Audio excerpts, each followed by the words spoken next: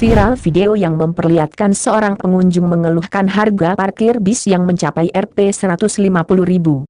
Peristiwa itu terjadi di kawasan wisata Farmhouse dan The Great Asia Afrika, Kecamatan Lembang, Kabupaten Bandung Barat, Jawa Barat.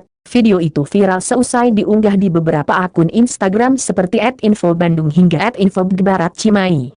Beberapa parkiran di kawasan Farmhouse Lembang dengan tarif 150.000. Nah, ya. Ini daerah sini nih, yang mau nih dari sini, ya. Sip. Thank you.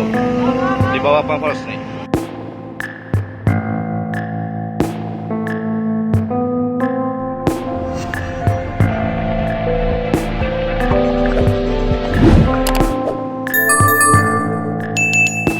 Dapatkan berita update dengan mengklik subscribe, lonceng dan berikan komentar.